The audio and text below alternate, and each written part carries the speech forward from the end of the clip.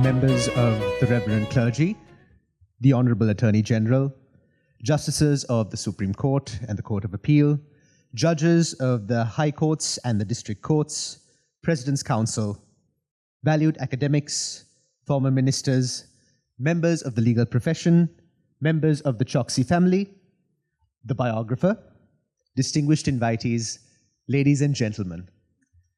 A very good evening to you all, and thank you for your presence here. So we have converged for the purpose of celebrating an outstanding legal legacy. We've given focus to Sri Lanka, and that is seen in the unique setting, which is not often seen for the launch of a book. But we are surrounded by a panoramic view of Colombo, the capital of our island nation. And the individual whose legacy we celebrate is one who dedicated much of his time and service towards this island nation. A true son of the soil, who was not only a legal luminary, but also a distinguished statesman and gentleman. He's no stranger to any of us here. We've all heard his name. He is Mr. K.N.Choksy, President's Counsel. Now, Mr. Choksy hails from the third generation of the well-established Parsi community of Sri Lanka. And from a young age, he really absorbed the atmosphere in the legal chambers of his own father, Mr. K.N.Choksy, Queen's Counsel. So the young Mr. Choksy schooled at St. Thomas's Preparatory School and then at St. Thomas's College, Mount Lavinia. Afterwards, he was called to the bar in the year 1958. He established a respected civil litigation practice and took silk in the year 1981. Now, some of the notable cases in which Mr. Choksy has appeared in include, firstly, the Kandalama case, the case filed against the Election Commission in which he successfully defended President Ranasinghe Premadasa, and the case involving the Criminal Justice Commission regarding the violation of foreign exchange laws in the 1970s. Mr. Choksy also held the ministerial portfolios of Constitutional and State Affairs from the years 1993 to 1994 and Finance from the years 2001 to 2004.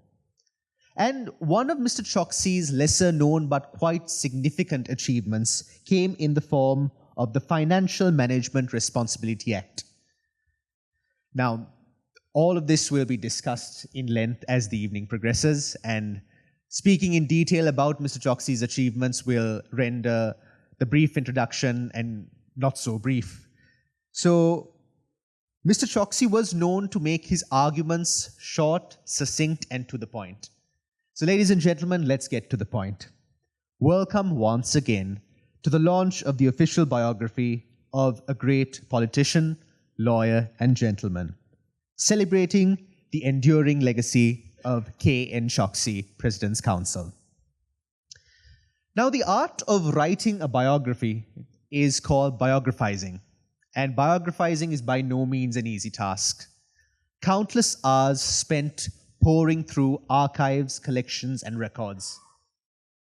Numerous hours of research and endless conversations with family members in order to truly understand the individual you're writing about. And this biography has truly ticked all the challenging boxes. So now we'll hear from the biographer himself, Mr. Udita Devapriya. He is a writer, researcher, and journalist who currently functions as the Chief International Relations Analyst at Factum, which is an Asia-Pacific-focused foreign policy think tank based in Colombo. His work has been published by The Diplomat, Outlook India, and the Journal of Indo-Pacific Affairs. He holds a Bachelor of Laws from the University of London and a postgraduate diploma in International Relations from the Bandaranaike Centre for International Studies. His thesis on Sri Lanka's ties with Central Asia won the Best Dissertation Prize in 2023. He previously worked at Gravitas Integrated Holdings, an advertising agency. And today he also freelances to several newspapers. His portfolio includes The Island, Daily Mirror, Daily News, The Morning, and The Sunday Observer. He's a reviewer of art, culture, and cinema, and has built an extensive oral archive of interviews of both living and long-deceased cultural figures, including actors, directors, and musicians. His interests encompass art, culture, history, anthropology, and photography. Together with Manu Shagunaratne, his assistant, longtime friend and associate, Mr. Devapriya has authored this official biography of K.N.Choksy, President's Counsel, Member of Parliament. I now call upon Mr. Devapriya to the stage to share a few insights as to what it was like to biographize the life of a truly enigmatic individual. Over to you, Mr. Devapriya. Thank you, Sairu. Members of the Reverend Clergy, the Minister of Justice, Justices of the Supreme Court and the Court of Appeal, Justices of the High Courts and District Courts, President's Councils, Honorable Leader of the Opposition, valued academics, former ministers, members of the legal profession, members of the Choksy family, distinguished invitees, ladies and gentlemen. When K.N.Choksy passed away on February 5th, 2015, 2 days prior to his 82nd birthday, Sri Lanka had just celebrated its 67th Independence Day. It had been 5 years since Mr. Choksy had retired from parliamentary politics and his legal practice. By the time of his passing, he was giving the occasional consultation and advice to his clients. Apart from this, he was spending his time with his family, including his grandchildren. Mr. Choksy's death did not go unnoticed. Over the next few weeks, newspapers carried numerous tributes to and obituaries on him. All of them underlined his political and legal career, the many achievements he clinched as a parliamentarian. It was noted that he held not one, but 2 important portfolios, that of Constitutional and State Affairs in 1993, and that of Finance between 2001 and 2004. It was also noted that he had created history within his community, the Parsi community, as the first MP from among them. Ladies and gentlemen, in more ways than one, K.N.Choksy came from an established family and a respected lineage. Today, the Parsis of Sri Lanka number around 40. At the height of the British Empire, in India and Ceylon, they wielded a formidable influence. As traders and businessmen, they found opportunity wherever they landed. They were highly committed to their way of life, their traditions, their culture, their rites and rituals. Over time, they prospered in trade and commerce and became fervent patrons of their faith. Yet, despite being fervent, committed members of their community, the Choksys differed somewhat from the majority of their compatriots. They expanded into other fields and professions. Mr. K.N.Choksy's father, N.K.Choksy, Queen's Counsel, for instance, branched out into law at a time when law had become a lucrative profession in the island of Ceylon, even if the Parsi community did not particularly look up to it. Several decades later, his son made history by branching out into another field that his community had never considered, let alone entered, politics. In this, both father and son matched each other well. They prospered in both fields and created a precedent in their community. K.N.Choksy's record as a minister and a lawyer was, if not unimpeachable, certainly remarkable.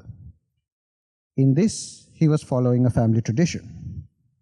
His father had created history within his community as the first Parsi advocate in Sri Lanka, then British Ceylon. It was an unspoken rule in the family that while the father would do everything he could to educate their children, the children would have to find work and tenure on their own. Thus, after K.N.Choksy completed his education at the Ceylon, later Sri Lanka Law College, he distanced himself from his father's practice. In that regard, K.N.Choksy was, on all counts, a highly consequential figure. But he was also something of an enigma, as Saidu pointed out. Unlike many of his colleagues in the profession, he did not leave behind an extensive collection of diaries and personal correspondences. He clearly did not feel the need to express in words what he felt, thought, and put into action. The key to his thoughts, his beliefs, and his work, then, lies in official documents and personal reminiscences and recollections.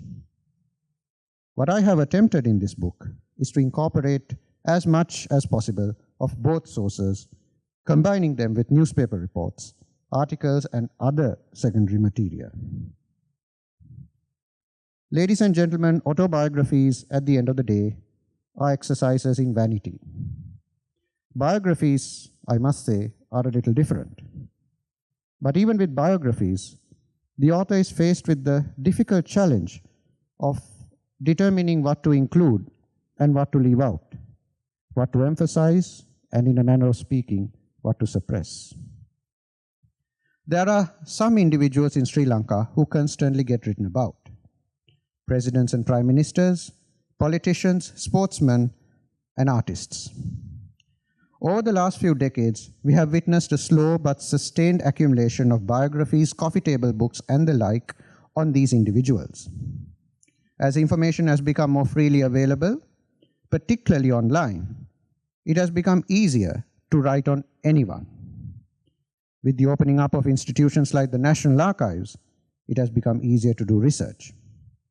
As a result, what was once a genre limited or restricted to a few, political biography, has become accessible for the many. This is particularly so with regard to the legal profession in Sri Lanka. The history of the legal profession in Sri Lanka remains uncharted and unresearched, as yet. It was one of the most sought-after professions in colonial society. Both NK and K.N.Choksy entered it at a time when important changes were making themselves felt. I have tried to capture some of these changes, including the many shifts that K.N.Choksy lived through in my book.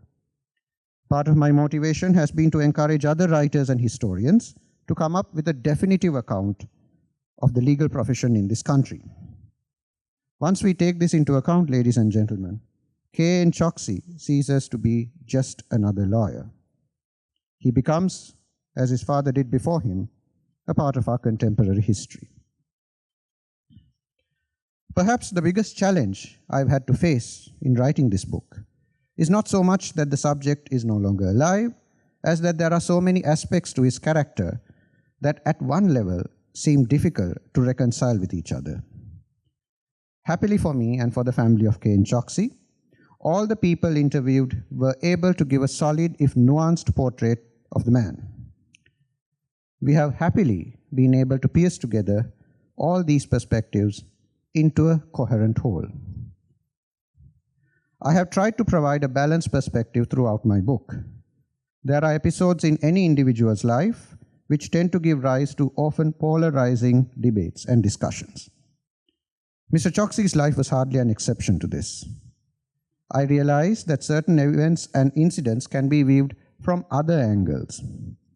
What I have done in my book is to prioritize Mr. Choksy's perspective, bearing in mind that it may not be the sole or even main perspective. Ladies and gentlemen, a book of this sort cannot be written in isolation. I have mentioned the many people who contributed to the writing in the acknowledgements, which you will see once you get your copy of the book. The Choksy family, first and foremost, went out of their way to coordinate the whole project. And those who gave us time for interviews were extremely helpful in every possible way. I'm also utterly grateful to my assistant, Manusha Gunaratna. Manusha was only a schoolboy of 18, bright, brash, sharp-tongued, always ready with a reply, when I first met him in 2018. Something of a misfit at the time, he has evolved into a much more thoughtful individual, going out of his way to help and to please. Last year, reflecting on my former assistant, Utpala Vijay Surya, who is now studying at the University of Peradeniya and the Law College and thankfully is here with us today, I noted that while I hired him intending to teach him, I actually ended up learning from him. I can unequivocally say the same of Manusha. I have tried valiantly to teach him, and just as valiantly, I have failed. Ladies and gentlemen, when writing on a person who has long passed away, there is always the danger of reading into the subject, of assuming what he did and what he would and should have done at a particular time and place. I have tried to avoid this as much as I can. To that end, I am immensely grateful to Mr. K.N.Choksy, President's Council, and Mrs. K.N.Choksy, to K.N.Choksy and Choksy, for going through my drafts again and again and for making suggestions and recommendations. From the first day onwards, in early 2024, the Choksy family became heavily involved and invested in this project. My book is a labor of love as much for me as it is for them, and as much a tribute to the subject as to his family, his children, and of course, his grandchildren. Thank you. Thank you very much, Mr. Devapriya. Now, as made apparent by his work, Mr. Choksy encompassed a broad spectrum of law and politics. We will now hear from one of his contemporaries who also excelled in both fields. A renowned academic who was in turn the professor and then dean of the Faculty of Law at the University of Colombo and then vice-chancellor of the university in its entirety. He has held fellowships and lectured at many globally renowned universities, such as the Universities of Oxford, Cambridge, and London. He has also held ministerial portfolios for education, justice, and foreign affairs. Please give a warm round of applause to Professor Dr. G.L. Pires. Venerable members of the Mahasangha, honorable judges of the Supreme Court, judges of the Court of Appeal, honorable the Attorney General, the Minister of Justice, President's Council, members of the Bar, the honorable leader of the opposition, Mr. Sajith Premadasa, the honorable Namal Rajapaksa, the honorable Dr. Bandula Gunavarthana, members of the Choksy family, ladies and gentlemen. It gives me deep and genuine pleasure to add this tribute to the enduring legacy of Mr. K.N.Choksy. There are many reasons for this, but pardon me to say that the main reason, which I feel very happy to do this, is a personal one. Throughout my career, I have passed through interesting periods, instructive periods, and also dangerous periods. The most dangerous among these periods was not after I came into politics, but during my tenure of office as Vice Chancellor of the University of Colombo. That is the time at which the late Mr. K.N.Choksy was, for me, a great tower of strength. Many of us have short memories, and we have forgotten what life was like in those days. It was indisputably the most turbulent epoch in the history of the university system of our country. My predecessor, the late Professor Stanley Vijayasundara, was shot dead in his own office. Everything in the country closed down. Schools, universities, hospitals, and banks. And many people paid the supreme penalty, not just politicians, but government officials, the members of the private sector, journalists, artists. All these people were slaughtered at that time. One scribbled note had a far more draconian impact than any emergency or curfew that was promulgated by the government in power. When it was all over, the then president, the late President Ranasinghe Premadasa, sent for me. and he told me, I want you to do something. I know it is rather challenging under present circumstances, but you can't say no. I want you to do this for me. So I asked me, yes, sir, what would you like me to do? He said, I want to appoint a presidential commission to probe the causes of this extraordinary phenomenon. Not in a spirit of vindictiveness, not to hound anybody out, but to find out what it is that caused this calamity of unprecedented magnitude in the history of our country, and more importantly, what are the pragmatic measures which we need to adopt to prevent a recurrence of a situation of this kind in the foreseeable future. So he told me, I want you to be the chairman of this commission and to write this report. Now, this was a matter in respect of which I worked very closely with the late K.N.Choksy. Now, when I went home, I realized that it would not be possible for me to function as chairman of this commission. There was too much pressure. I was told, this is far too hazardous. Your predecessor was shot 3 weeks ago, so you can't possibly accept this appointment. So I had to go back to the president and said, I can't be chairman. So he told me, that's all right. The main thing I want you to do is to write the report, which I agreed to do. Now, throughout the evolution of that report and the formulation of the principal recommendations which constituted its substance, the nuances, the fine-tuning in all of that, the late Mr. Choksy was of inestimable value. Now, this is one of the most fascinating things which I have done in my time. I worked with a group of very eminent people, Professor Lakshman Jayatilaka, Vice Chancellor of Peradeniya University, Dr. Radhika Kumaraswamy, Mr. Ralph Allis, who was principal of D.S. Senanayaka Vidyalaya. There was a novelist called Monica Ruwan Patirana. We all worked at home, sometimes at 3 o'clock in the morning, compiling this report. So when it was ready, we submitted it to President Ranasinghe Premadasa, who told us, this is the first report of a presidential commission which was submitted to me on time. Nobody else has done it so far. Everybody came, asked me for 3 months, 6 months, you haven't done it. And I appreciate that genuinely. Then about 2 weeks later, after he had had the opportunity of reading the report, he asked me to come and meet him again. And then he asked me, now you have made several principal recommendations. I think there were about 37 recommendations in all. And he asked me, in your opinion, what is the most critical of these recommendations? I want to implement these. I have the political will to do so. And I would like your advice as to where I should start the process of implementation.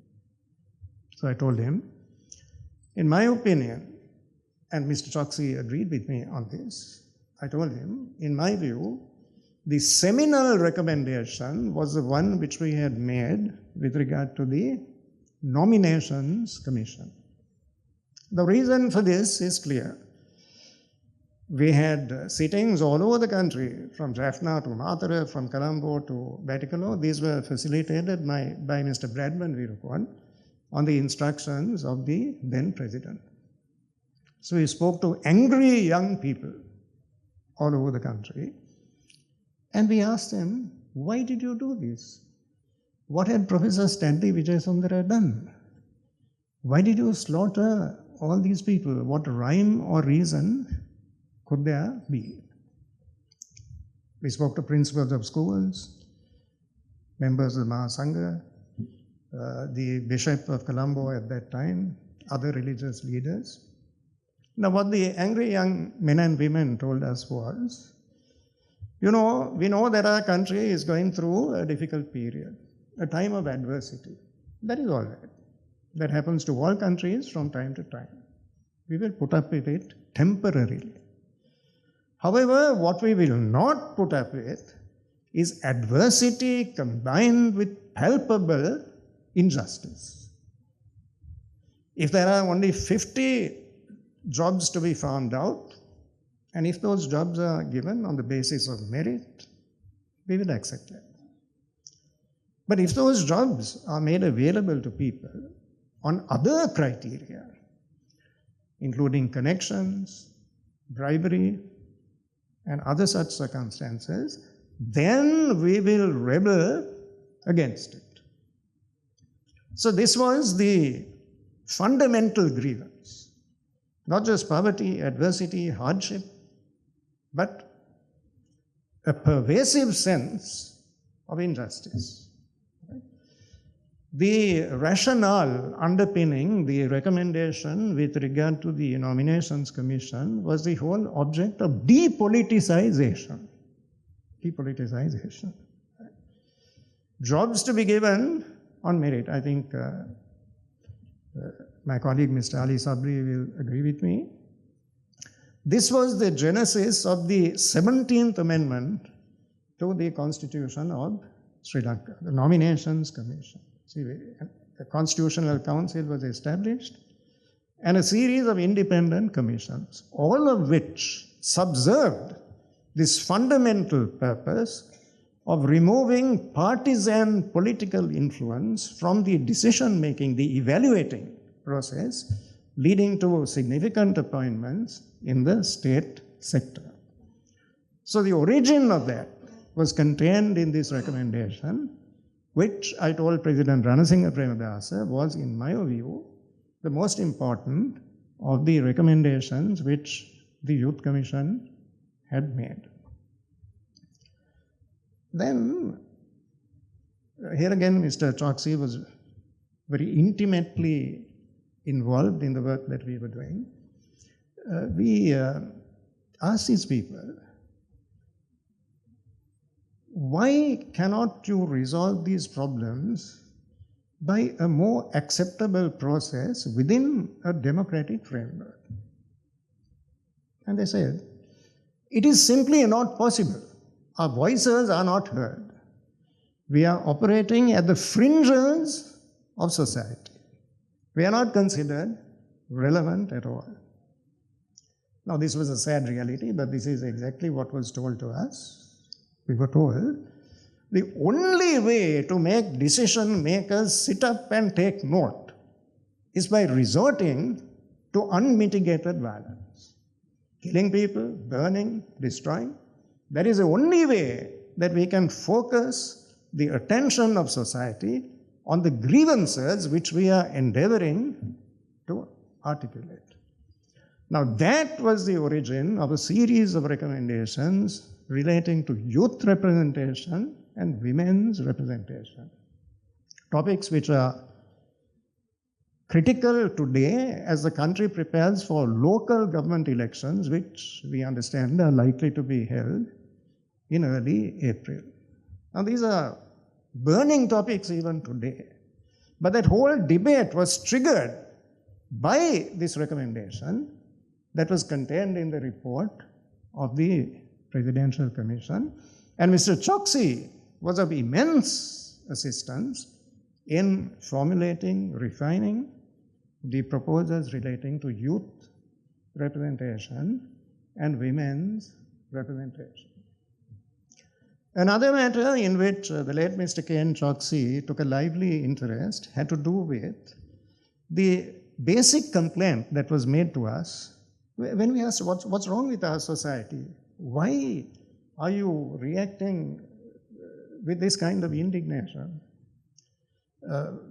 Some leading school principals and some religious leaders told us, I'm sure Venerable Assaji will probably agree, that one of the problems with our society is the singular lack of role models. Role models are not there. What do you tell a growing child in a school? Model your life like so and so. Very difficult. Now, the problem at heart there was a sense of cynicism, skepticism. This was highlighted in the recommendations. Now we can see that the unbalanced and incomplete nature of our educational system. There must be something basically wrong with our society. I mean, 2 people were killed yesterday outside the Manor courts. Murder is today an everyday occurrence. If you look at the news bulletins in the evening, there's hardly a day passes without people being murdered on the streets. So there is a sense of disquiet. Children are not happy. Childhood is not relaxed. Enormous tension, competition, tuition classes, rat race. So all of these are characteristics of our society, and many of which were addressed with finesse and sensitivity in the recommendations of the Commission. Then just one other point. What I noticed about the late Mr. Choksy, I have worked with other very distinguished members of the Bar, President's Council in this country, but one distinguishing characteristic which I would like to mention on this occasion is that as Vice Chancellor, when I consulted him on legal matters, he would advise me not just on the law.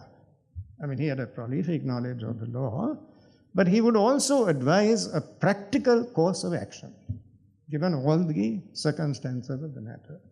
Now, this I found to be of great value. So these are the reasons why, as I said at the beginning, it is a matter of genuine pleasure for me to have this opportunity of paying this tribute to the legacy, the inspiring memory of the late K.N.Choksy Nariman Choksy. I have worked thereafter. I have been in touch with members of the Choksy family, Mr. Vistas Choksy in particular, and Mrs. Srini Choksy. He is following in the distinguished footsteps of his father. I wish him well, and permit me once again to express my warm appreciation of the contribution that was made by the late Mr. Choksy, not just to the law, not just to the legal profession, not to the evolution of our jurisprudence, but to a variety of aspects of public life in our country. Thank you very much indeed. Thank you very much, Professor Pires. It's not only through stellar legal advocacy that K.N.Choksy President's Council left an indelible mark on the legal profession in Sri Lanka, but he also did so by nurturing all the legal luminaries that followed in his footsteps. And we will now hear from one of them. Mr. Nihal Fernando, President's Counsel, served his apprenticeship in the chambers of Mr. Choksy and went on to serve as a junior counsel in that chamber for 7 years after being called to the bar in the year 1982. I now welcome Mr. Nihal Fernando, President's Counsel, to the podium. Honorable religious leaders, Mahasangha, Reverend Shah from the Zoroastrian Church, Honorable Attorney General, His Lordship of the Supreme Court, Court of Appeal, present and past, I can see district courts, high courts, district courts, and all. There are politicians, Honorable Leader of Opposition, Mr. G.L. Pires, Professor G.L. Pires, and Namal Rajapaksa and Bandulu Gunawardena. I know Mr. Bandulu Gunawardena quite well. Before I start, I won't say that because when my senior became Minister of Finance, he was the Deputy Minister of Finance. And I used to communicate between the two. Because sometimes Mr. Choksy didn't understand what he was saying and he didn't understand what Mr. Choksy was saying. Anyway, to get to the point. Then the President's Council, attorneys at law, the Choksy family, whom I preserve to quite a lot. Because when you are a junior counsel to a senior, you're part of the family. You're part of the family. Basically, when I select a junior, I mean, they become part of the family. So I know Mr. Choksy, Srini, and all of this. To start with, I must say, I was most fortunate to have commenced my legal career under the tutelage of late Mr. K.N.Choksy PC. It is both an honor and privilege to address you all today on the occasion of this book launch, and I'm indeed humbled and have been gifted with this opportunity to speak a few words about him. At this stage, I must tell you how I got involved with Mr. Choksy.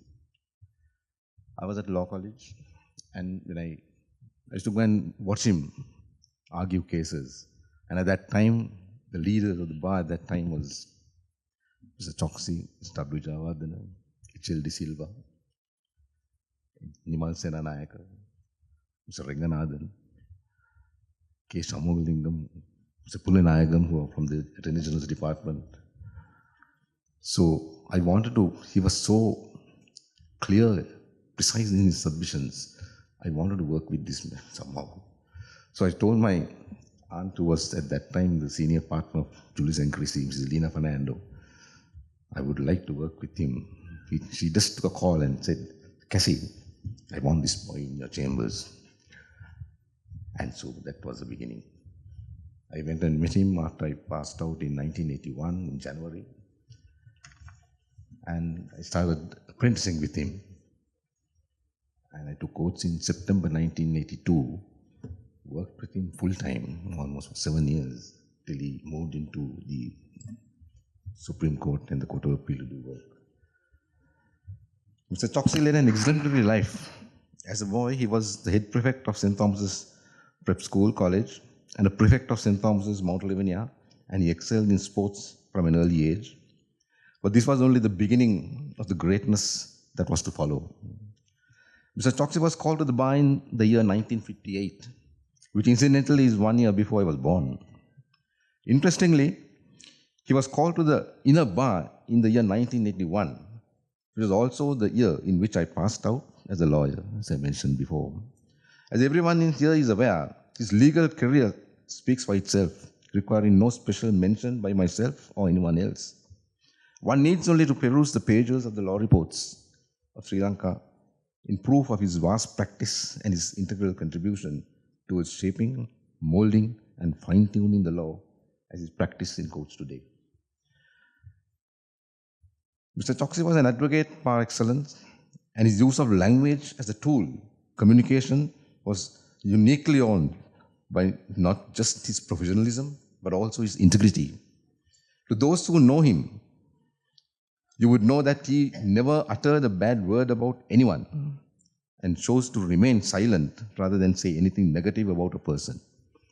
And he has told me several times, for God's sake, don't fight with judges, opposing counsel. Whatever they say, however annoying things that they say, and whatever happens, just smile and go on, and you'll benefit. And I know at certain instances, he allows the opposing counsel to make submissions, and ultimately that annoys the judges.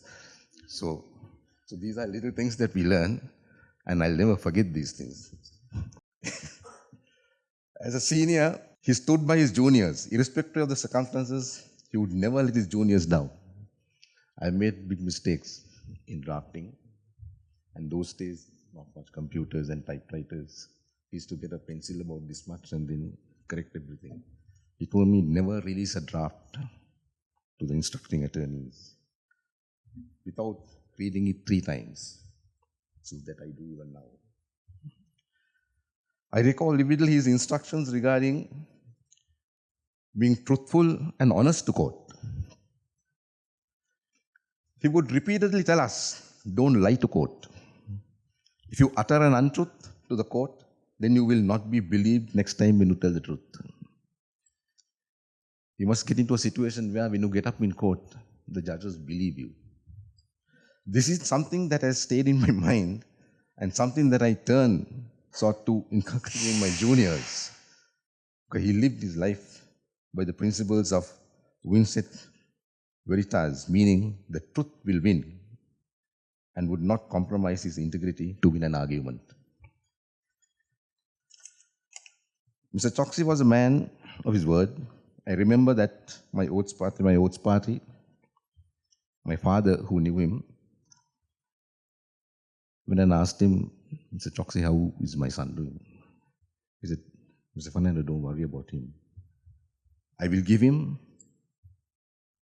the required knowledge, the experience, and the contacts. And that is exactly what he did. That is exactly what he did. Most of the clients that I represent, big clients, multinational companies, are his clients. And once you get into that, this line flows. So I'm ever grateful to him for that. I stand here in this position today because of him. He would unreservedly teach his juniors, starting with how to do research. And his research began from the very beginning at the time of the Royal Charter. And we are trained to explore and find every case for and against, from the Royal Charter to the day of the Davivan. And we have done work till about 3-4 in the morning. I must say, when I did the case for Mr. R. Premadasa, defamation case, I did so much of research about interrogatories. I still have that book. It's like a booklet. So much of research I did. And it was very helpful. So at this stage, I want to inform you how he got into politics. Honorable G.L. Pieris mentioned about him, how he became a minister. So I was the most junior at that time, and I used to come there and I was sort of the gatekeeper. As you know, in any lawyer's chambers, the most junior person stands near the gate and the door, and then consultations are people coming. Mr. Premadasa used to come and sit outside the veranda and wait, sometimes 15 minutes, because at that time we had so much of work. Even to smile with him, we had to wait about 15 minutes. So I used to take him in and then get him. And after some time, when I went there, I noticed Mr. R. Premadasa, Honorable Premadasa, was sitting inside the sitting room. Then, somehow, President Premadasa knew his capacity and his intelligence, and he somehow got him in. And that's how he became a minister. And even that, he insisted that he was not going to get into any other areas. So they gave him the Ministry of Constitutional Affairs. And that was the first time in Sri Lanka a minister was appointed to look into the constitutional affairs. He was the first minister. Frankly, I didn't like him doing politics. I don't do politics. But Auntie Freeney, I think, and Mr. Choksy said, Parsi community, he must have a minister. And he did. Subsequently, he became a Minister of Finance. And I know for a fact that he cleaned up the finance ministry totally, with all corruption, whatever that they had there, and put systems in place there. I was in his chambers once. I went to see him in his ministry once. I noticed that he was in a bad mood with this piece of paper. I asked him, "Sir, what's the problem?" He said, "Yeah, I don't want to mention names. Person has given this, asking approval for these expenses that he has incurred. This to it into the basket. That's it. That person never asked for anything else after that." So the research that he did and the case law that he created, I think we all know that those principles that he developed and instilled in people, and the law that he created, is so helpful today to all the parties. He never appeared in court without being well prepared on the facts as well as the law. And if he was unprepared, he would honestly tell the courts, "My lords, I'm sick, or I couldn't get ready last night," and ask for a date. Never try to avoid the benches. In the year 2004, when I took oath as the President's Counsel, I was one or two of Mr. Choksy's juniors. I was conferred silk on that day. The other being the Harsha Souza President's Counsel. And that was the day that it was a very happy day that Mr. Choksy, because that day was extremely proud. He was very extremely proud of the fact that two of his juniors became presidents, took seats on that day. And we still have the photographs that we took. Mr. Souza is here today. Mr. Choksy was not just a lawyer, but also a statesman. And he served first as Minister of Constitutional Affairs and State Affairs, and thereafter Minister of Finance. He was a wonderful husband, a dedicated father, and an exemplary senior. And more than anything, a wonderful human being. His legacy continues in his three sons, Jamshid, the eldest son, a distinguished professor in the University of Indianapolis in the USA, Khurshid, who is with the US Chamber of Commerce, and Vista, as you know, is here, third generation lawyer. And the day he took course, Vista took course, if your father and mother was alive, it would have been the happiest day for us, you know. And he's a third generation. Mr. Choksy and his wife, Rini, have been with us today. He would have been, I'm really sad that, you know, I think of him. I'm thrilled that Mr. Udita Devapriya, he interviewed me, has chosen to give longevity to the life of Mr. Choksy by commemorating his life and times with the writing of this book. I have had the privilege of reading part of the book because it came out of the printers only 1-2 days back. And I think he has done a wonderful job. He has captured the essence and vitality and encapsulated the man who was a remarkable gentleman and my cherished senior. In a society governed by laws, the concept of respect for legal system is paramount. The words of Louis T. Brandeis, a distinguished jurist and former Associate Justice of the Supreme Court of the United States, said powerfully, I quote, "If we desire respect for the law, we must first make the law respectable. This is what Mr. Choksy unwittingly and uncompromisingly did in his entire life. His rise to prominence in the legal fraternity was proof that a lawyer must never and has no need to ever compromise his honesty and integrity in respect of the law."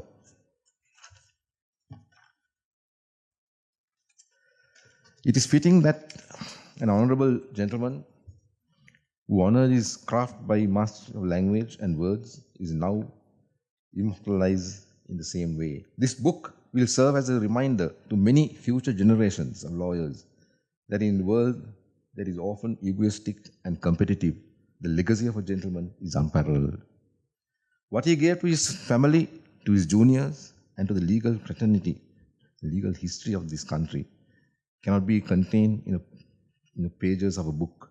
But to those who know and knew Mr. Choksy, you will undoubtedly know that his legacy was who he was and the life he lived in the service to others. Thank you very much, Mr. Fernando, for those heartfelt words. And through Mr. Fernando's speech, it's safe to really say that we got a first-hand experience of the impact that Mr. Choksy had on all those around him. We've now had the opportunity of hearing from one of Mr. Choksy's contemporaries, one of his disciples as well, and we will now hear from one of his political contemporaries, because, as was mentioned many times before, he held the portfolios of Constitutional and State Affairs and Finance. We will now hear from an individual who functioned as the Deputy Minister of Finance during Mr. Choksy's tenure of the ministry, Dr. Bandula Gunawardena, who also held the portfolios of Education, Mass Media, Transport, Highways, and Information and Communication Technology. I now invite him to the podium. අවසරයි ගංගාරාම විහාරාධිපති අතිපූජ්‍ය ගෞරවනීය ආචාර්ය කිරින්දේ අස්සජි නායක ස්වාමීන් වහන්සේ වරප්‍රමුඛ පරම පූජ්‍ය මහා සංඝරත්නයනුත් අනෙකුත් ආගමික නායකවරුන්ගෙනුත් අවසර මේ අවස්ථාවට සහභාගී වන නීතිපතිතුමා ශ්‍රේෂ්ඨාධිකරණයේ විනිශ්චයකාරතුමන්ලා අනිකුත් විනිසුරුතුමන්ලා ඒ වගේම විපක්ෂ නායකතුමා දේශපාලන පක්ෂ නායකතුමන්ලා හිටපු ගරු අමාත්‍යතුමන්ලා චොක්සි පවුලේ දෑබර ඥාතීත මිත්‍රාදීන් සම්භාවනීය විද්වත් සභාවේ සියලු දෙනාගෙන් අවසර. දිවංගත අපේ රටේ ඉතිහාසයේ ඉතාම කීර්තිමත් දීප්තිමත් අවංක දේශපාලන නායකත්වයක් ලබා දුන් K.N.Choksy මැතිතුමාගේ මුදල් අමාත්‍යාංශයේ නියෝජ්‍ය මුදල් අමාත්‍යවරයා ලෙස ඉතාම ළඟින් දිනපතා දේශපාලන හා ව්‍යවස්ථාදායකයේ කාර්ය යෙදුණු කෙනෙක් ලෙස වචන කීපයක් එකතු කරන්න අවස්ථාව ලැබීම ගැන මම බෙහෙවින් සතුටු වෙනවා. ඒ වෙනුවෙන් අවස්ථාව ලබා දීම ගැන Choksy පවුලේ සියලු දෙනාට ස්තුතිවන්ත වෙනවා. මගේ දැනීමේ හා විශ්වාසයේ හැටියට රටක ඊටම වැදගත් වෙන අමාත්‍යාංශය මුදල් අමාත්‍යාංශය. රටේ නිමවුම ආදායම සේවා නියුක්තිය මිල මට්ටම ගෙවුම් ශේෂය ඉතුරුම් ආයෝජනය වැනි සාර්වාර්ථික විචල්‍යයන් කෙරෙහි ඉතා ප්‍රබල බලපෑමක් ඇති කරන්නේ මුදල් අමාත්‍යාංශයේ විසින් ගනු ලබන තීන්දුව තීරණ අනුව. මේ රටේ වෙසෙන සියලුම ජනතාවගේ ජීවිතවලට ඔවුන් කතා කරන ප්‍රධාන ප්‍රශ්න වෙන බඩු මිල පිළිබඳ ප්‍රශ්නය ගත්තත් ජීවත්වීම සඳහා ජීවිතය සමඟ අරගලයක යෙදෙන ජීවන වියදමේ ප්‍රශ්නය ගත්තත් රක්ෂා නැතිකම දුප්පත්කම බඩගින්න වැනි කවර කරුණක් ගත්තත් ඒ සියල්ල සඳහා අධ්‍යතන ලෝකයේ විසඳුම් ලබා දෙන සම්පත් බෙදා හරින ආකාරයේ තීරණය කරන්නේ භාණ්ඩාගාරයේ මුදල් අමාත්‍යාංශයේ විසින්.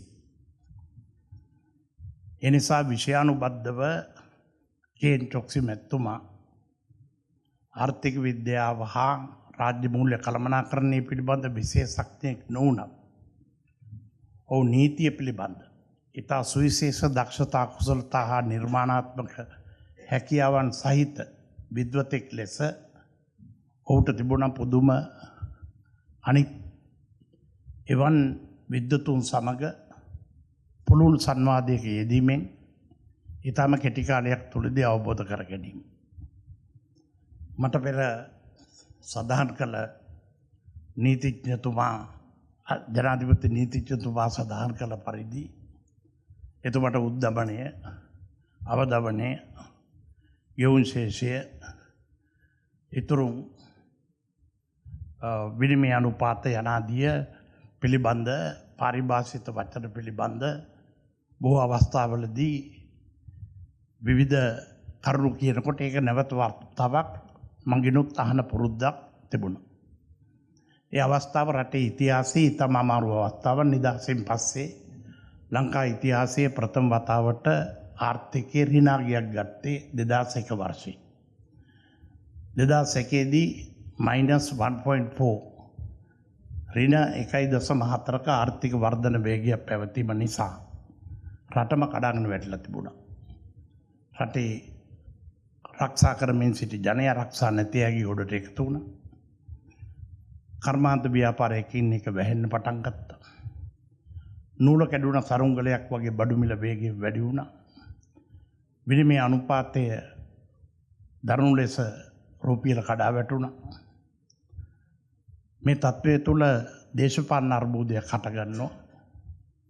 ඒ අවස්ථාවේදී ශ්‍රී ලංකා නිදහස් පක්ෂයේ හිටපු ලේකම් එස්.වී. දිසානායක ඇමතිතුමත් මහාචාර්ය ජී.එල්. පිරිස් ඇමතිතුමත් මහින්ද විජේසේකර ඇමතිතුමත් මමත් පාර්ලිමේන්තුවෙන් විපක්ෂ පැත්තට එකතු වුණා.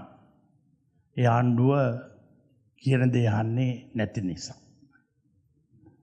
ඒ අනුව එක්සත් ජාතික පෙරමුණු පාර්ලිමේන්තුව විසුරු හරින්ට වුණා. එහිදී එක්සත් ජාතික පෙරමුණු රජයක් ඇති වුණා. රනිල් වික්‍රමසිංහ අග්‍රාමාත්‍යවරයාගේ ප්‍රධානත්වයෙන් ඒ රජයේ ඍණ වූ ආර්ථිකය පිළිබඳ දරුණු අර්බුදය තුළ ඒ වගකීම බාර දුන්නා චොක්සි ඇමැතිතුමාට මුදල් අමාත්‍යවරයා වශයෙන්. මුදල් අමාත්‍යාංශයේ ලේකම් ධූරයට චරිත රත්වත්න මහතාත් මුදල් අමාත්‍යාංශයේ මේ දරුණු ආර්ථික අර්බුදය කළමනාකරණය කිරීම සඳහා ආර් පාස්කරලිගේ මහතාත් පයිස් මොහිදින් මහතාත් රෝස්කුරේ මැතිනියත් වැනි අමාත්‍යාංශයේ හිටි දක්ෂ නිලධාරී පිරිසක් එකතු කරගන්න පුළුවන්කම ලැබුණා. සාමාන්‍යයෙන් උදේ පාන්දර මුදල් අමාත්‍යාංශයක භාණ්ඩාගාරය පිළිබඳ එදිනෙදා මුදල් ප්‍රවාහය පිළිබඳ කෑෂ් ෆ්ලෝ එක ගැන අවබෝධයක් ලැබෙන්නට නම් එතන ඉඳලම තියෙන්න ඕනි. නමුත් පාන්දරට කිසි දිනක චොක්සි ඇමැතිතුමා කාර්යාලයට පැමිණෙන්නේ නැහැ. එතුමා දීර්ඝ කාලයක් අධිකරණයට ගොහිල්ලා පුරුදු වෙච්ච වෙලාවට මිසක් ලෝක බැංකුව වෙනවා කිව්වත් ආසියානු සංවර්ධන බැංකුව වෙනවා කිව්වත් පාන්දර ඇවිල්ලිවිල්ලා මීටින් එකකට සහභාගී වෙන්නේ නැහැ. මමත් චරිතත් හැමදාම උදේ පාන්දර ගිහිල්ලා ඊයේ කොච්චරක් මේ කැටේට එකතු වෙලා තියෙනවද කියලා බලන පුරුද්දක් තිබුණා. ඒදී අපි මෑත ඉතිහාසයේ ඉලක්කම් මට මතකයි. ඒ දවස්වල ඉලක්කම් ඒ තරම් ලොකු නෑ. ඕනෙම රජයක් කවුරු ආණ්ඩු කළත් කවුරු ජනාධිපති වෙලා හිටියත් මාසේ 10 වෙනිදාට විශ්‍රාමිකයන්ට විශ්‍රාම වැටුප් පෙන්ෂන් ගෙවන්න ඕන. ඒ සඳහා අපේ රජයේ තියෙන අවසාන කාලේ නම් බිලියන 30ක් එකතු වෙන මුදලින් ගෙවලා දාන්න ඕන. ඊට ටික දවසකට පස්සේ 15 වෙනිදා දිනේ එනවා මාසේ. එදාට සමෘද්ධිය හෝ අස්වැසුම් හෝ වෙනස් සහන ආධාරයක් ගෙවන්න ඕනේ. ඒට බිලියන 15ක් විතර වියදම් වෙනවා. ඊට පස්සේ මාසේ ඒ වෙනකොට එකතු වෙන මුදල් වලින් රාජ්‍ය සේවකයෝ වැටුප් ගෙවන්න ඕනේ බිලියන 90ක්. බිලියන 135ක්. ඒ උන්ට ඔක්කොම. මාසේ අන්තිමට 30 වෙනිදා වෙනකොට අරන් තියෙන ණය වලට පොලිය ගෙවන්න ඕනේ. ඒ පසුගිය කාලේ තිබුණේ බිලියන 220ක්. එතකොට මාසෙකට බිලියන 355ක එදිනෙදා පවත්වාගෙන යාමේ කටයුතු වලදී දැරිය යුතු දරනු ලබන වියදමේ ප්‍රතිඵලය දරන කාලයට පමණක් සීමා වෙන නැවත නැවතත් දැරිය යුතු ස්වරූපයේ වියදම් රිකරන්ට් එක්ස්පෙන්ඩිචර් විතරක් 355ක් වෙනවා. දේශීය ආදායම් දෙපාර්තමේන්තුව, රේගු දෙපාර්තමේන්තුව, සොරාබත් දෙපාර්තමේන්තුව ඇතුළු රජයට ආදායම් එකතු කරන සියලු අය මාසෙකට එකතු කරන්නේ 250ක් උපරිම වශයෙන් බිලියන. සෑම මාසෙම එදිනෙදා පවත්වාගෙන යාම සඳහා රුපියල් බිලියන 100ක් හෝ ඊට වඩා වැඩි ප්‍රමාණයක් මදි වෙනවා. ඒ නිසා සෑම මාසයකම ශ්‍රී ලංකා මහ බැංකුව සතිපතා භාණ්ඩාගාර බිල්පත් වෙන්දේසි 4ක් තියලා හොයාගන්න මුදලින් තමයි මේ රෝල යන්නේ. අනිත් ඔක්කොම කරන්නේ කවුරු ආණ්ඩු කළත් දේශීය විදේශීය වශයෙන් ණය අරන්. ඒ ණය ගෙවා ගන්න බැරි තත්ත්වයේ ඇති වෙන මේ අර්බුදය නිසිලස දැකලා මේ සඳහා විසඳුම් සොයා ගන්න සිද්ධ වුණා. ප්‍රධාන හේතු දෙකක් ඒ වෙනකොට K.N.Choksy අමාත්‍යතුමාගේ ප්‍රධානත්වයෙන් රැස්වෙච්ච මූල්‍ය විශේෂඥයෝ හා අනිත් ආර්ථික ප්‍රමාණිකයෝ තේරුම් ගත්ත මේ රටේ ප්‍රධාන ප්‍රශ්න දෙකක් තියෙනවා. එකක් රාජ්‍ය අයවැය ජංගම ගිණුමේ හිඟි. දෙක ගෙවුම් ශේෂයේ ජංගම ගිණුමේ හිඟි. රාජ්‍ය අයවැය ජංගම ගිණුමේ හිඟි කියන්නේ රජයට ආදායම ප්‍රමාණවත් නැහැ කිසි වෙලාවක එදිනෙදා වියදම් දරන්න. ඒ නිසා හැමදාම කවුරු ආණ්ඩු කළත් දේශීය හා විදේශීය වශයෙන් ණය අරන් තමයි රට ගෙනහිල්ලා තියෙනවා. අනිත් පැත්ත රටින් බාහිර ආර්ථිකේ බඩු පිටරට පටවල ලබන විදේශ විනිමය ආදායම ප්‍රමාණවත් නැහැ. රටට අවශ්‍ය භාණ්ඩ ආනයනය කරන්න. ඒ නිසා 77න් පසු 2001 වෙනකන් සෑම වර්ෂයකදීම ගෙවුම් ශේෂයේ ජංගම ගිණුමේ හිඟියා. බැලන්ස් ඔෆ් පේමන්ට් වල කරන්ට් account එක ඩෙෆිසිට් එක. මේ හේතු දෙක නිසා ඒ රජයට සිද්ධ වුණා ඉතා පිරිමැසුම්දායක ලෙස කටයුතු කරන්න. ආචාර්ය ජී.එල්. පිරිස් මැතිතුමා අපි මාත් සමග එකඟ වෙනවා. ඒ ආණ්ඩුවේ කිසිම ඇමතිවරයෙක් වැටුප් ගත්තේ නැහැ ඒ කාලේ. ඊටම පැරණි වාහනවල ගිය අලුත් වාහන එකක්වත් ගත්තේ නැහැ. අලුත් වියදම් සියල්ල කැපුවා. මේ සියලු ප්‍රශ්න වලට උත්තර තිබුණේ හතරයි. මේ ප්‍රශ්නේ විසඳන්න සාර්වාර්ථිකයේ වශයෙන් රටේ ආදායම වැඩි වෙන්න ඕනේ.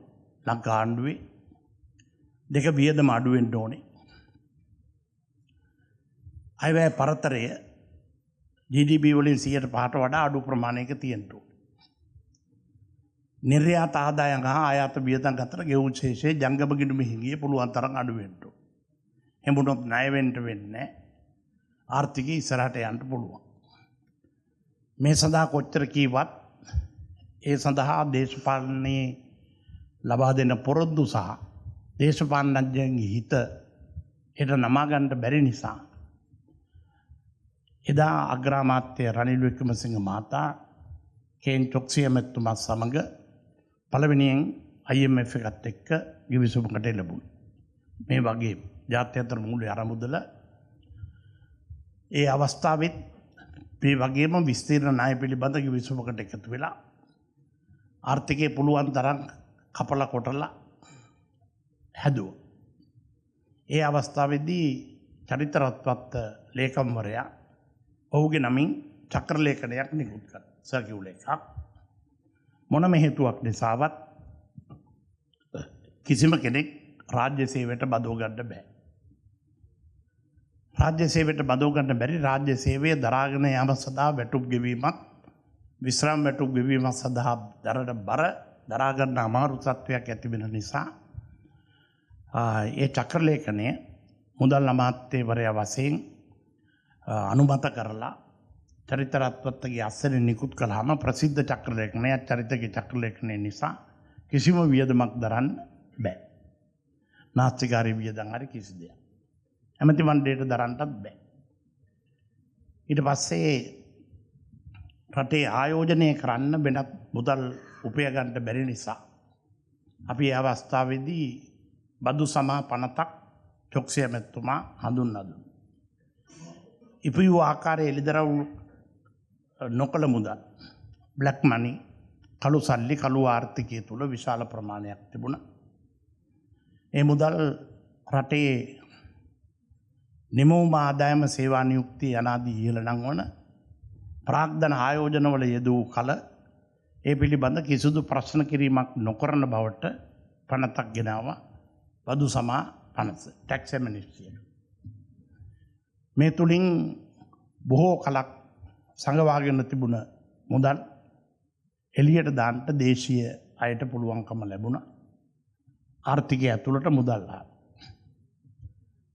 අවුරුද්දක් ඉතර යනකොට මේ ඍණ ආර්ථිකය ධන ආර්ථිකය බවට පත් කරන්න පුළුවන්කම ලැබුණා. නමුත් මේ මීට පෙර සෑම ආණ්ඩුවක් විසින්ම මේ අසමතුලිතතාවය නිවැරදි කිරීම සඳහා පරිපූර්ණක ඇස්තමෙන්තු සප්ලිමන්ටරි බජට් ඉදිරිපත් කළා මුදල් අච්චු ගන්න නිසා මුදල් අච්චු ගැසීම වළක්වන්න නීතියක් ගේන්න අවශ්‍යයි කියලා කිව්වා. එහිදී චොක්සි මැතිතුමා මුදල් අමාත්‍යවරයා වශයෙන් ලංකාවේ පාර්ලිමේන්තුවට එතෙක් රාජ්‍ය මූල්‍ය ඉතිහාසයේ වැදගත්ම පනත වන 2003 අංක 3 දරන මූල්‍ය කළමනාකරන වගකීම් පනත ෆිස්කල් මැනේජ්මන්ට් රෙස්පොන්සිබිලිටි බිල් එක පාර්ලිමේන්තුවේ සම්මත කළා. ඒ පනතෙන් සඳහන් කළා මේ කරන සෑම දෙයක් පිළිබඳවම පාර්ලිමේන්තුවට වාර්තා කරන්නට ඕනේ. ඒ ප්‍රධාන අරමුණු තුනක් තිබුණා. මූල්‍ය කළමනාකරණ වගකීම් පනතෙන් කිව්වා 2003 දී මූල්‍ය කළමනාකරණ වගකීම් පනත ගෙනාවේ 2006 වෙන විට අයවැය හිඟිය දළදේශීය නිෂ්පාදනයෙන් 100% අඩු විය යුතු අතර ඉනික් බිති 100% වඩා වැඩි කරන්නට බෑ. දෙක 2013 වන විට නොපියව තිබුණු ණය දළදේශීය නිෂ්පාදනයෙන් 60% අඩු කරන්න ඕන. තුන ලංකා ආණ්ඩුව ණය සඳහා අපවෙන්න බෑ දළදේශීය නිෂ්පාදනයෙන් 4.5% වඩා. මේ චොක්සි ඇමතුමා ඉදිරිපත් කරපු මේ පනතේ පාර්ලිමේන්තුව සම්මත කළ පනතේ නියමයන් තුන ඒ ආකාරයෙන් කරන්න පුළුවන් වුණා නම් ලංකාව කවදාවත් බංකොලොත් වෙන්නේ නැහැ. ෆිස්කල් මැනේජ්මන්ට් රෙස්පොන්සිබිලිටි බිල් එක ඒ ආකාරයෙන් කරන්න ඊට පස්සේ ආපු ආණ්ඩුවේ ඉඩ දුන්නේ නැහැ. එවකට හිටපු මූල්‍ය උපදේශකයෝ කිව්වා IMF ප්‍රෝග්‍රෑම් එකක් කරපු ඕනේ ආණ්ඩුවක් ජනප්‍රිය නොවන තීන්දුව తీරන රට පැත්තෙන් ගන්න සිද්ධ වෙන නිසා ඒ ආණ්ඩුව පෙරලෙනවා. ඒ ආණ්ඩුවට විරුද්ධව මිනිස්සු ඡන්දෙ දෙනවා.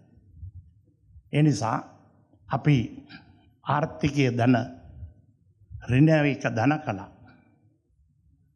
ආර්ථිකයේ ඍණයක ධන වුණා. අපි ධන වෙලා තිබිලා ඍණ වෙලා ගෙදර ගියා. එතකොට අලුතෙන් ආපු ආණ්ඩුව කිව්වා මේ විදියට වැඩ කරන්න බෑ. මිනිසුන්ට රස්සාවල් දෙන්න ඕනේ අපිට උදව් කරපු අයට.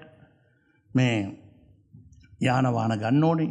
മന്ത്രിවරුන්ට අපිට දෙන්න ඕනේ මේවා කරන්න ඕනේ. ඒක නිසා මේ පනතේ තියෙන අරමුණු සම්පූර්ණයෙන් පාර්ලිමේන්තුව മന്ത്രിවරු ලවාම වෙනස් කරගත්තා. එහි අවසාන ප්‍රතිඵලය තමයි 2022 වර්ෂයේදී නැවත වතාවක් ආර්ථිකයේ ඍණ 7.8ට ආවා. ඊට පසුව 2023 ඍණ වුණා. ඒ වෙනකොට අර එදා දල වශයෙන් වෙච්ච අරගලයේ පාරේ අරගලයක් බවට පත් වෙලා ගෙවල් දොරවල් පුච්චලා මනුෂ්‍ය ජීවිත විනාශ කළා. හිටපු ජනාධිපතිතුමාටත් යන්න සිද්ධ වෙලා මහා දේශපාලන ව්‍යසනයක් සිද්ධ වෙලා නැවත අර ආපහු හදපු ආර්ථිකය කරපු කට්ටියට ගෙදර යන්න සිද්ධ වුණා. අලි සබ්රිය මෙතුමා ඇතුළු අපි සියලු දෙනාට. දැන් එය කිරීමේදී අපිට පුළුවන්කම ලැබුණා මෙතෙක් ලංකාවේ ඉතිහාසයේ නොවිරු 2003 මූල්‍ය කළමනාකරණයේ විනය සඳහා ගෙනාපු පනත සම්පූර්ණයෙන් වෙනස් කළා. නව පනතක් ඉදිරිපත් කරන්න මූල්‍ය කළමනාකරණ පනත. දෙවනුව සල්ලි අච්චු ගැසීම කරන්න බැරි වෙන්න ශ්‍රී ලංකා මහ බැංකු පනත සංශෝධනය කරන්න පුළුවන් වුණා. තුන්වෙනුව ඕනේ ලෙස මාකට් එකට ගිහිල්ලා ණය ගන්න බැරි වෙන්න රාජ්‍ය ණය කළමනාකරණ පනතක් ගෙනාවා. සිව්වෙනුව රටේ 2042 වෙනකම් ආර්ථිකය ගොඩ ගන්න නම් යා යුතු ගමන් මාර්ගයේ දැක්වෙන ඉකොනොමික් ට්‍රාන්ස්ෆෝමේෂන් ඇක්ට් ආර්ථික පරිවර්තන පනතක් ගෙනාවා. ඒක නිසා මින් ඉදිරියට චොක්සි ඇමතුමාගේ ධූරය වෙනත් නමකින් කවුරු දැරුවත් චොක්සි ඇමතුමා ඉදිරිපත් කරපු 2003 පනතට අතිරේකව තව පනත් 4කට අනුව තමයි හැසිරෙන්න අවශ්‍ය වෙන්නේ. විශේෂයෙන් 2024 අංක 45 දරන ආර්ථික පරිවර්තන පනත, මූල්‍ය කළමනාකරණ පනත, ණය කළමනාකරණ පනත හා නව මහා බැංකු පනත කියන පනත් අනුව කටයුතු කළොත් 2042 දී ඒක පුද්ගල ආදායම ඩොලර් 20000ට වඩා වැඩි ලස්සන පෝසත් රටක් ඇති වෙයි කියලා තමයි පනතේ තිබෙන්නේ. ඒ අනුව 2025 ලැබෙන අයවැයත් 3/2 බලය සහිතව වෙනස් කරන්නේ නැත්නම් ඉදිරිපත් කරන දවස වන විට මේ රටේ උත්තරීතර සභාව අනුමත කරලා තියෙනවා ප්‍රධාන මිනුම්දරු කීපයක්. එක 2032 වන විට සමස්ත රටේ රාජ්‍ය ණය බර දළදේශීය නිෂ්පාදනයේ 95% දක්වා පල්ලෙහාට ගෙන එන. කවර මුදල් අවශ්‍යතාවයක් ලංකාණ්ඩුවට ඇති වුණත් ඒ මූල්‍ය අවශ්‍යතාවය දළදේශීය නිෂ්පාදනයේ ප්‍රතිශතයක් ලෙස 13% ඉක්මවන්නට නොහැකි බව. 3 රටේ වාර්ෂික ආදායම ලංකාණ්ඩුවේ සෑම වර්ෂයකදීම දළදේශීය නිෂ්පාදනයෙන් 15% හෝ ඊට වඩා වැඩි මට්ටමකින් පවත්වාගෙන යාම. ණය වාරිකා පොලී ගෙවින් ඩෙට් සර්විසස් දළදේශීය නිෂ්පාදනයෙන් 4.5% වඩා වැඩි වෙන්න බැරි බව. කාර් ගෙනාවත් නොගෙනාවත් මොනවා කළත් ගෙවුන් ශේෂයේ ජංගම ගිණුම හිඟිය අවුරුද්දකට 100ට එක පන්නන්න බැරි ක්‍රම. සෑම වර්ෂයකදීම ආර්ථික වර්ධන වේගය 5ට වඩා වැඩි මට්ටමකින් පවත්වාගෙන යාම. ඒ සඳහා එක් වර්ෂයකට ඍජු විදේශ ආයෝජන ඩිරෙක්ට් ෆොරින් ඉන්වෙස්ට්මන්ට් GDP එකෙන් 5% හෝ ඊට වඩා වැඩි ප්‍රමාණයක් ගෙනීම. ඒ ගෙනීම සඳහා BOI අවශ්‍ය කරලා මේ එක්ස්පෝර්ට් ඩෙවලොප්මන්ට් බෝඩ් අවශ්‍ය කරලා ඊළඟට කොමර්ස් ඩිපාර්ට්මන්ට් වෙනස් කරලා ඒ සඳහා ජාතික ආර්ථික කොමිසම ඇතුළු ආයතන 5ක් අලුතෙන් පිහිටවීම. යනාදිය කළ යුතුය කියලා ලංකා පාර්ලිමේන්තුව මිනුම් දඬුවමක් ලබා දීලා තියෙනවා. ඒ නිසා අපි අපේ රට ආර්ථික වශයෙන් පෝසත් ණය නැති හොඳ රටක් බවට පත් කරගෙන K.N.Choksy අබෙතුමාට කරන ගෞරවයක් ලෙස මේ පනත් ඉදිරියට ගෙන යන්නට චොක්සි පවුලේ සියලු දෙනා සහයෝගය දෙයි කියලා මම විශ්වාස කරන අතර මම දකින ආකාරයට කිසිම වංචාවකට දූෂණයකට ඉඩ දුන්නේ නැති හැමදාම සියලුම ලිපි ලේඛන පුද්ගලිකව කියවලා බලලා අවසානයේ අත්සන් කරන්නට පෙර චරිතට මට එන්න කියලා මේකට මම අත්සන් කරනවා කියලා කියන්න තරම් නියතමානී වෙච්ච අවංක මුදල් අමාත්‍යවරයෙක් ලංකා ඉතිහාසයේ පළවෙනි මුදල් අමාත්‍යවරයා ලෙස ජයවර්ධන මැතිතුමත් විෂයානුබද්ධව මේ පිළිබඳ පළල් දෘෂ්ටියකින් කටයුතු කරපු ආචාර්ය එඩ්ඩන් පෙරේරා මැතිතුමත් UB වන්නිනායක MD ජයවර්ධන වැනි මුදල් අමාත්‍යවරුන්ගේ නාම ලේඛනයේට අනිවාර්යයෙන්ම ඇතුළත් වෙන රටට ණය නැති දැයට හිත ඇති K.N.Choksy මැතිතුමා මේ කරපු ජාතික මෙහෙවර මෙලොව වශයෙන් කීර්තියක් හා පරලොව වශයෙන් පින්කමක් වෙන බව සඳහන් කරමින් ඒට දායක වෙන්න අපිටත් අවස්ථාව ලැබීම ගැන සතුටු වෙමින් සැමට සුබ වේවා කියලා මගේ වචන කිහිපෙමින් සමාප්ත කරනවා. Thank you very much, Dr. Gunawardena. And as was made evident by his words, it really showed the impact that Mr. Choksy, President's Council, had on the finance ministry. And this brings us back to his brainchild, which he's not really known for, but nonetheless would have had a significant impact on the Sri Lankan economy and would have had a positive impact for decades to follow, which is the Financial Management and Responsibility Act. All throughout his life, Mr. K.N.Choksy, President's Council, remained steadfast to the things that mattered the most to him. His nation, his profession, his family, and also, very importantly, his faith. And to pay tribute and honor that steadfast commitment that he had to faith, we will now present the first 2 copies of the biography, The Enduring Legacy of K.N.Choksy, to the venerable clergy. I now invite Mr. Vishtas Choksy, President's Council, to present a copy of the book to the Reverend Sarosh, and Mrs. Sirini Choksy to present a copy of the biography to Venerable Dr. Kirinde Assajithera. And I also invite our beloved biographer, Mr. Udita Devapriya, to accompany Mr. and Mrs. Choksy. Thank you very much, sirs and madam. And of course, for those of you wishing to purchase a copy of this biography, it is available at the entrance and you can find all the necessary details there as well. Now, this book, which has been carefully, very well thought, in a very well thought out manner put into words by Mr. Udita Devapriya, stands as a testament to a statesman, a legal luminary, and in the words of Mr. Nihal Fernando, President's Counsel, a wonderful father, a dedicated husband, a diligent senior, and also a loving grandfather.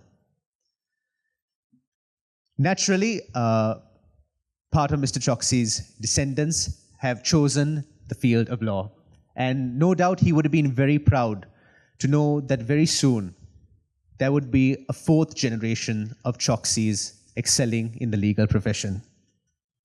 So all throughout this evening, we've heard from his political contemporaries, his legal contemporaries, his legal pupils, and to end the evening on a very heartfelt note, let's now hear from his family, who mattered the most to him. I now call to the podium his beloved grandson, K.N.Choksy, to propose the vote of thanks. Most Venerable Asajitera, Most Venerable Bengamwe Dhammadinna Nayakatero, Chief Priest of Gautama Siripada, Palligamana Ratanasaratera, Leader of the Opposition Honorable Sajith Premadasa, esteemed Honorable Attorney General, esteemed judges, other distinguished dignitaries, and respected guests. It is with great humility and profound gratitude that I stand before you today on behalf of my family to express our heartfelt thanks for your esteemed presence at this significant occasion. We are truly honored to have so many distinguished individuals join us, and your participation has made this event an unforgettable one. First and foremost, I would like to extend our profound appreciation to Mr. Udita Devapriya, the author of this biography. Mr. Devapriya is one of the foremost biographers of our time. Having written numerous influential works, his dedication to capturing the life and legacy of a truly remarkable individual has been unwavering. And we are deeply grateful for his commitment to this project. His patience, attention to detail, and generosity of spirit have been invaluable throughout the process. We would also like to thank his assistant, Mr. Manusha Gunaratna, for his support. Additionally, our sincere thanks to Neptune Printers for their timely and efficient contribution to bringing this book to print. We are privileged to have several distinguished individuals with us today.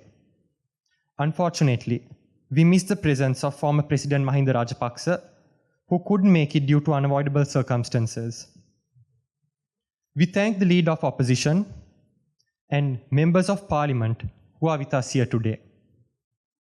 We thank former ministers, Dr. Bandulu Gunawardena, Professor G.L. Piris, and President's Counsel, Mr. Nihal Fernando, for their insightful and inspiring speeches, which have truly enriched this occasion. We also thank the esteemed judges of the Supreme Court, Court of Appeal, High Court, and District Court, courts frequented by both my grandfather and father. A special thank you is due to my friend, Mr. Sayuru Karivasam, for his outstanding comparing with grace and professionalism. We are also immensely grateful to Mr. Supun Gunawardena and the team at Cosmic and Lotus Towers for their flawless management and support throughout this event. This biography would not have been possible without the tireless efforts and support of my family. I extend my heartfelt thanks to my mother, who meticulously oversaw every aspect of today's event, my father, who dedicated so much of his time to this project, and my sisters, whose commitment to preserving the legacy of my grandfather has been inspiring. In closing, I sincerely hope that this biography will serve as an engaging and insightful read for all of you, shedding light on the life and enduring legacy of a gentleman who has made an indelible contribution to Sri Lanka's legal and political history. Once again, thank you all for gracing us on this occasion with your presence today. Your support and participation have made this occasion truly remarkable. Thank you, and I wish you all a pleasant evening. Yes, thank you very much, Arish. And thank you, ladies and gentlemen, and distinguished invitees, for your valued presence here this evening. No doubt, Mr. Choksy would have been proud, more than of a biography, but rather to be in a room full of people who he had influenced or encouraged directly or indirectly. Because Mr. K.N.Choksy, President's Counsel, is truly a name for the history books. Once again, the book is available for purchase at the entrance, and we now cordially invite all of you to join us for refreshments. Thank you and have a pleasant evening.